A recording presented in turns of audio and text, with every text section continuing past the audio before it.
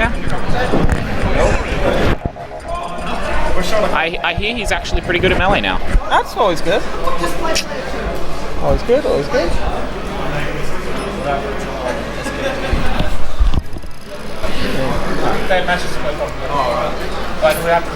Alright, so the usual long-ass buttons effect, thankfully it gets better throughout the day as good players keep playing on stream, their tags get saved, or you just sort of delete a bunch of tags. Is this actually streaming? Recording. Right. You don't have to have it saying streaming. Yeah, no, it's got a nicer ring to it. It's already lined up. Alright, cool. Let's get some yeah. So let's getting some games lined up, making sure we're all got a constant recording going. Trying to train up as much as possible for Ban 8 next month. Absolutely. That's why I'm here. Yeah, of course. Also to take Melbourne's money in Velo. Good luck with that. I think this will be maybe my 5th or 6th ban. Really? Yeah, okay. I've been around since like Brawl, but I spent majority of my time in the stick fighters, Marvel. Right. Street Fighter, Yeah, I was going to say because I've been to 1 or 2 before, and I don't think I've met you before. Yeah. I mostly stick around the, no pun intended, stick around the stick fighters, but yeah, okay. A bit before BAM last year, I got back into Smash 4 just on a whim. That sounds good. Yeah. That sort of stuff ever since. I've been to a couple of majors for Brawl in Melbourne. Yeah, well, I was more around during the early days, so 2008, 2009, maybe a little of 2010. Oh, okay. No, I was more like 2012, 13, 14. Yeah. So. Never forget the rage caused by Diddy Kong. That's what I'm going to say. Alright, so we're going into game 1. Yep.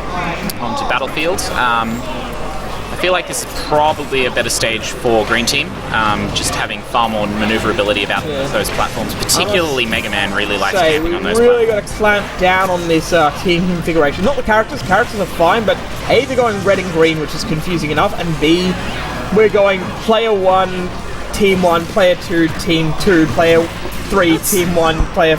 It also makes it hard to stream overlay. Yeah, it's not too bad though, like...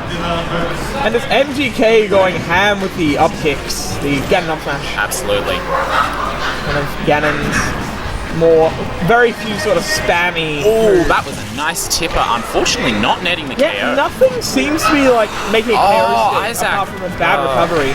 Yeah, unfortunately just throws out that up air when he really shouldn't have.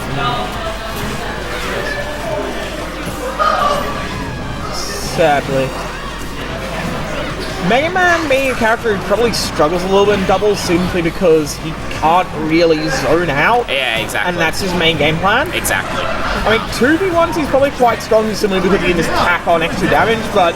And 1v2s as well, he's not too bad because he can kind of keep both of them out. He plays safe enough that he can only go in for the big kills when he needs to. I mean, it's very difficult for any character to play a 2v1, a 1v2, sorry. Yeah. But, if you wanted to pick any character, Megaman would be up there. Yeah, he's got enough of both zoning and just kill power when it comes to it. I feel Wii Fit... Bloody pro controllers. I feel Wii Fit Trainer also fits into that category. You reckon? Yeah, well, because, if you've ever seen... not that I've seen him play doubles, but if you've ever seen Waveguider play... I've seen plenty of Waveguider. Yeah. You know how he sort of plays very campy defensive until he needs to He spends half the game off the ledge. Exactly. Until he needs to go in and get that defining kill. He only goes in when he needs to, and I feel that there are a few viable strategies for 1v2s. That is one of them. Right. And I feel if he's not just an aberration as far as Wii Fit Trainers players go, I could see that being a good enough, recovery character, I'd call it. Yeah, right. There are others, like say, also just characters. Oh, nice fist, but not enough.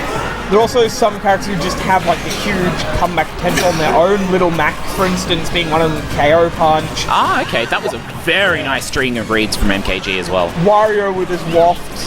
Lucario to an extent with the aura, but due to the fact that his attacks have so much lag, even if you do get something to stick, the other player can just come in and punish it. I mean, I've seen Dees play quite a lot of doubles, and his Lucario... Well, not his Lucario specifically, but I've seen him have that problem with Lucario. Yeah, right. I've noticed that, you know, Bowser Jr. and Mega Man not really having the greatest of synergy, because of course, as we mentioned earlier, Mega Man really wanting to play that zoning game, and Bowser Jr., he likes being in the fray, but he likes being the one to get himself in there. He doesn't like sticking in there. He really likes using that side B to get himself in, and if he tries to disengage and re-engage, he just... Mega Man and Bowser Jr. just get in the way of each other. He relies very much on mobility and momentum as a character. Absolutely. And Mega Man's all about cutting off angles, and he will accidentally just cut off certain angles. Yeah. That Bowser Jr. So it makes Bowser Jr. play very stop-start. And... Oh, no. But he gets a drive butler kick, almost killing... And, almost at MGK. No, MGK almost killing.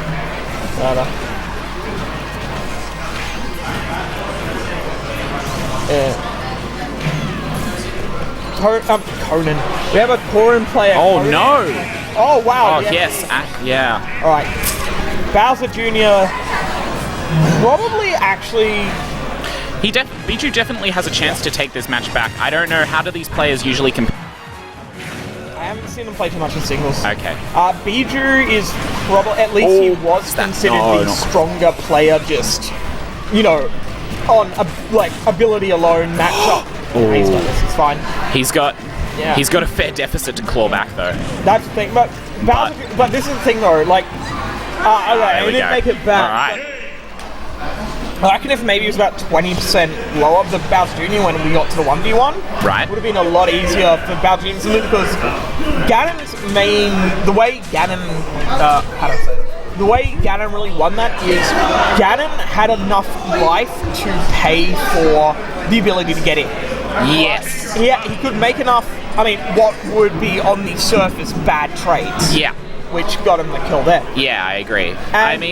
If Bijou had played a bit safer, he definitely would have been able to take that back, because Ganon just has a very, very difficult time approaching. I agree, he does have a time approaching, but MGK was in such a position, he was in such a low percent deficit that he could make enough bad trades to get in, and it doesn't matter if you're making on paper bad trades. If your trade kills and it's not going to kill you in response, well, it's only a bad trade on paper. Yeah. And paper means very little.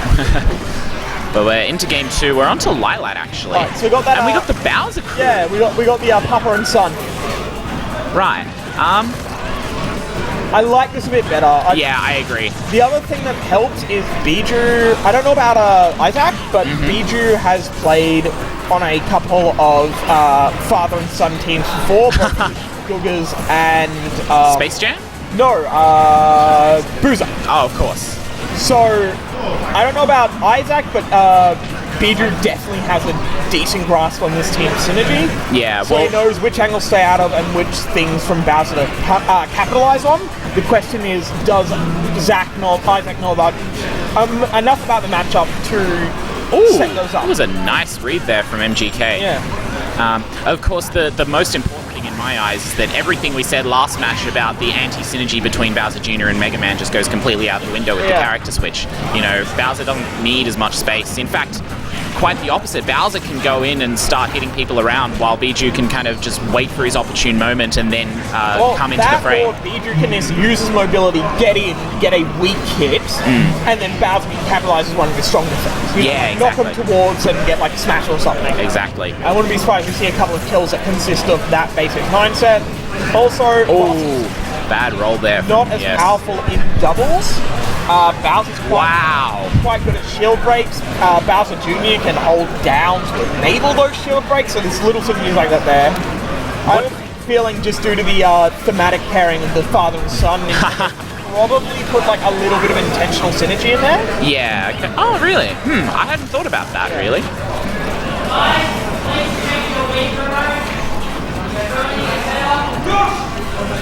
going to have to offer my screwdriver around so we can de-battery a bunch of the controllers. I mean, it probably has other uses on the players, but we don't do that. Bijou rather exasperatedly questioning his game plan there. And MGK being a little bit too reckless of smashes and stuff on his teammates. Oh, no, we're fine. I've seen that we've got actually a decent smattering of Ganons here. Oh, really? Yeah, we've got at least 3 or 4 who play him pretty religiously. Wow. The 3 that come, and I feel I'm forgetting some, but the 3 that come to mind are MGK, who we got playing 4. Daddy Ganny, who is the Ganon from the Rat Pack we had earlier. Yep. And Norcalix, or OP, who we haven't seen today. Right. Green team, all right. I was about to say that... And here we go, 2v1 situation, however, Bowser Jr. in a far better position with 2 stocks now. Yeah, so we're into the 1v1. Interestingly enough, Zach deciding not to take Bijou's stock. Well, we also have Hyes with the 2v1 here, and Hyes is not too experienced and too focused of a Smash 4 player. As is definitely, he's a good melee player from what I hear, but he is definitely more of a melee player. Right. And I think that inexperience definitely punished him there, especially against somebody of Bruce's level. Well, they even up the set at 1 apiece, and we're going to go into game 3. I would imagine we're going to continue to see the father and son line up. Yeah, as far as I know, MGK is a Ganon purist, and I believe Hyes has only put in enough effort to learn one character in this game, so I can't see which is any way, shape, or form. Okay. But the stage choice could quite easily make a difference. I imagine we're going to be headed towards some sort of flat stage to, so we're going to smack. You know, Ganon and Corrin both don't really like platforms. No. Bowser Jr. also prefers low platforms, I would imagine. He does. Yeah. Because Bowser Jr., like a character like, say, Sonic or something, yeah, he's more about pure speed. So exactly. Bowser Jr. is more about mobility. I like the Smashville pick, actually, because it denies Bowser Jr. the long stage like FD, while also providing the flat stage. Mostly flat stage, doesn't give him very many angles of mobility. Oh, and Bowser already dead, only 30 seconds into the match. Oh, and we almost had a betrayal there. Oh no, we did! Oh, wow. Ooh. But, does Bowser declare you are no son of mine?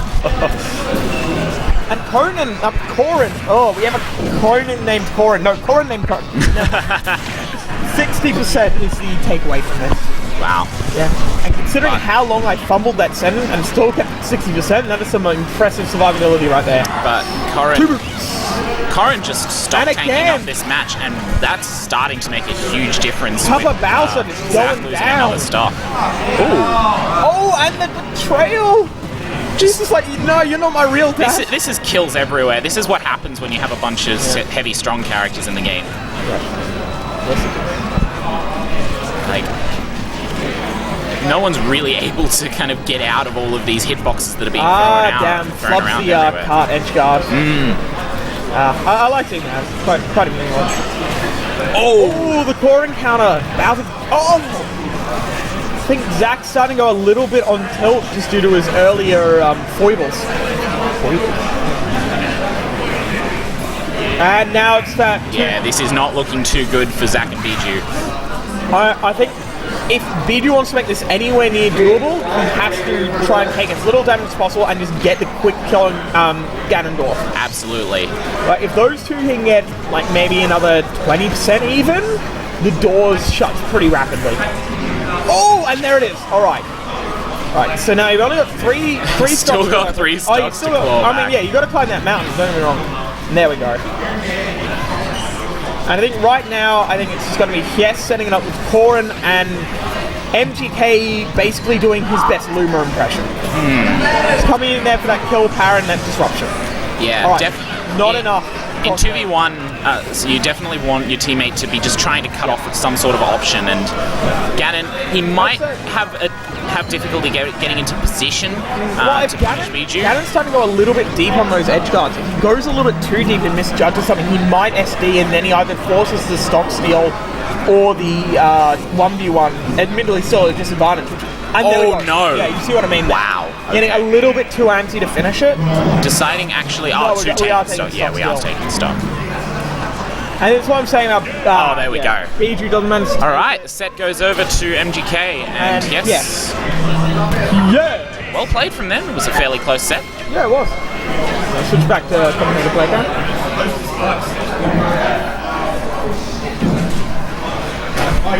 So now we got V and Billy. No, V and Bill.